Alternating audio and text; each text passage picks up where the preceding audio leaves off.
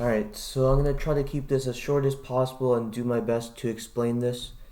And yeah, so it's only my second video, so take it easy on me, guys. And also give me some constructive criticism if you think there's stuff that I can improve on. I'm sure there's a lot of things that I can improve on.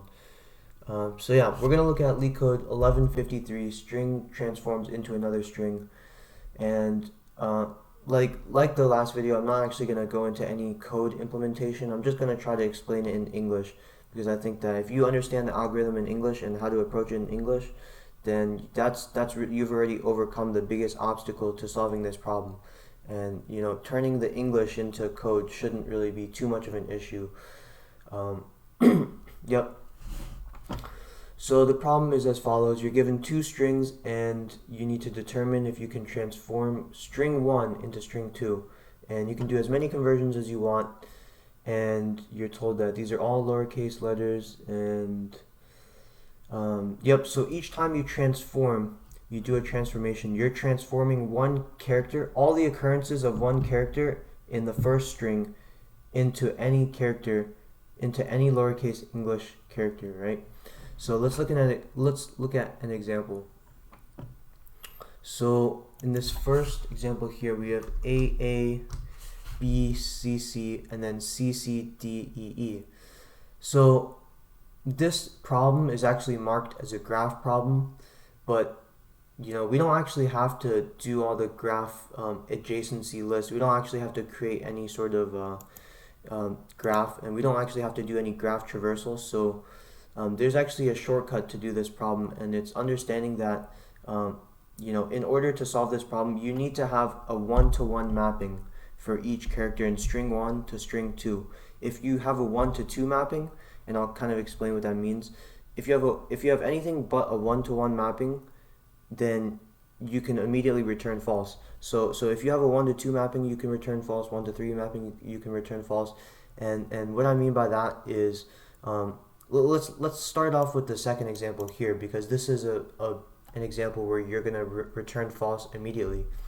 And so okay, so obviously, like, you should probably take care of some edge cases. Like, if these two strings are not even the same length, then you should probably immediately return false, because there's no way you can just randomly make letters appear or make letters disappear.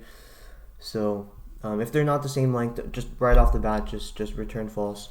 But then the bulk of the problem is essentially just you're gonna want to match each character to its corresponding index in the second word.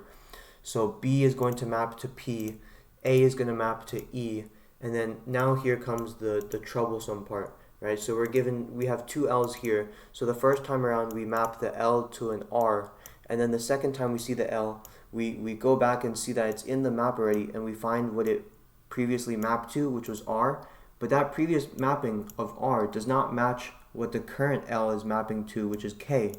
So since R does not equal K, we're going to have to return false here.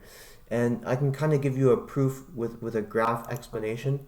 So if we were to represent this problem ballpark as a graph, we would have the B with an outgoing edge to P, and basically what that means is you can transform the B into P. Excuse me. And then we can also transform the A into E. And then the issue here is now L is mapping to both K and R. So we can't transform this character into both K and R. So that's where we have to return false. So that's the bulk of the problem. I mean, we don't actually have to draw out this map or anything. We can just represent that in a hash map and just return false immediately when we see that the current mapping of L does not correspond to the previous mapping of L. In other problems like Alien Dictionary or something, you will actually have to create this adjacency list and then traverse through the graph with breadth first search or depth first search or something like that. So this problem is a lot easier if you just recognize that you need to have a one-to-one mapping, and if you don't have a one-to-one mapping, you just return false. So there is one heavy base case, which I'm going to try my best to explain. Okay, so for the sake of simplicity, let's imagine that the English alphabet only had three letters. It only had A, B, C, okay? So let's imagine the whole alphabet was just three letters of A, B, C, and we're given string 1 is A, B, C, and string 2 is B, C, A. So let's see, how can we transform A, B, C into B, C, A? Well, maybe we could just turn A into B, and then we can turn the B into C. Well, actually, no. That's where we have the issue. Where if we wanted to turn A into this first A into B, we could try doing that. But then the next time we transform the B, it would transform both B's, right? So let's say we wanted to transform this B into C here. But if we transform B, then it's gonna take the first B as well and then turn that into C. So that won't work. So maybe we can try transforming the B first, right? So turn the B into C first, and then see what happens. Oh, we're gonna come across the same issue where we have C turning into both C's here are gonna transform if we try to transform the C into A, right? So we can't. So essentially, we're gonna apply that same logic to if we had A, B, C, D, E, F, G, all the way until Z, right? And then same thing with here. If this contained all the letters of A, B, C, D, E, F, G, whatever, but in a different order, then essentially what's happening is if we try to transform A into this first Z, we could try doing that, but then the next time we transform the Z, like this Z into whatever it's supposed to be for the last letter, then we're transforming both Z's, right? Not just the ending Z, but the other Z too. So there's no way for us to transform this first one into the second one, because now we're going to run into the problem where we have two outgoing, the same thing up here where we have two outgoing edges.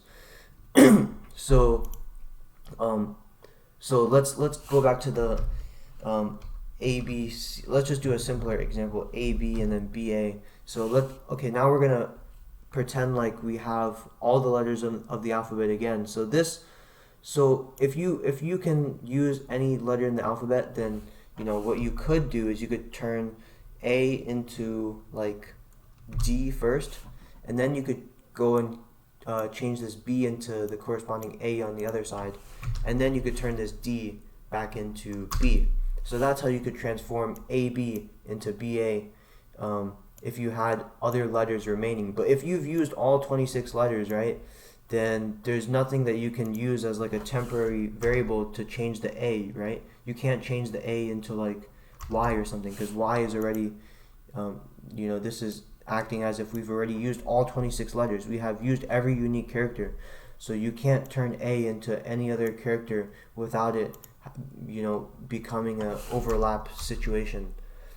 So that's probably not the best explanation, but I hope you guys understand that if you have all 26 letters used up in the first string, and same with all 26 letters in the second string, then there's no way for you to use a temporary letter to change any of them into something else before you try to change it back. It just won't work, because you're gonna end up having duplicates, and then the duplicates won't be able to transform into two different letters for string 2. Okay, so that's pretty much the end of the video. Yep, please give me some constructive feedback. I would appreciate any feedback, good or bad. So yep, hopefully hopefully you guys learned something in this video. Hopefully you can go and try to implement this now. And yeah, thanks for watching.